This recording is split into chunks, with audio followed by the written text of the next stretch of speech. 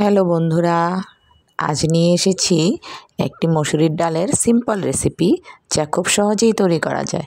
প্রথমে মসুরির ডাল, টমেটো, রসুন, কাঁচামরিচ, কাঁচা পেঁয়াজ, লবণ।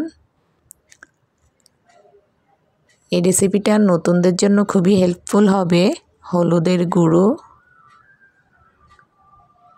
তারপরে একটু মরিচের গুঁড়ো, সরিষার তেল, পরিমাণ মতো হলুদ গুঁড়ো, তারপর একটু আপনার হাতের কাছে যদি থাকে একটু জিরের গুঁড়ো দিয়ে নেবেন।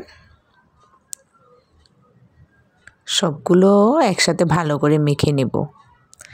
এটা কিন্তু আমি মাখছি না, মাখছে আমার হাজব্যান্ড, আমার স্বামী। উনি খুব ভালোভাবে এটা রান্না করতে পারে। তারপর পরিমাণ মতো জল দিয়ে, আসলে এটা একটু ঘনই খেতে হয়, ঘনটাই বেশি টেস্টি হয়। তারপর সিদ্ধ হওয়ার পরে এই যে আপনি দেখতে পাচ্ছেন, আপনারা সিদ্ধ হয়ে গেছে। হ্যাঁ, আমরা একটু ঘনই পছন্দ করি, বেশি পাতলাটা আসলে টেস্ট হয় না। তারপর একটু ঘুটনি দিয়ে হালকা ভেঙে নিতে হবে।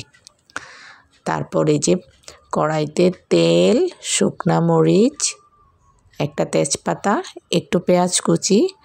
যেহেতু আগেও তেল দেওয়া হয়েছে সেজন্য এখন একটু তেল কমিয়ে দিচ্ছি। পেঁয়াজ ভাজা হয়ে গেছে, এখন ডালটা তেলে দিয়ে দিবে। ডালটা সত্যি অনেক মজার। এই ডালটা দিয়ে আপনি অনেকগুলো ভাত খেতে পারবেন। তারপরে এই যে একটু পরিমাণ মতো চিনি দিয়ে নেবেন, না খেতে চাইলে দেওয়ার প্রয়োজন নেই। ধনেপাতা, যদি ভালো লাগে অবশ্যই লাইক কমেন্ট করবেন, আর আমার চ্যানেলটি সাবস্ক্রাইব করবেন নতুন হলে। আমার অনেকগুলো শর্ট ভিডিও আছে যেগুলো আপনারা দেখে লাইক করলে আমি খুবই উপকৃত হব, এবং সবাইকে বলবেন আমার চ্যানেলটি সাবস্ক্রাইব করতে। ধন্যবাদ।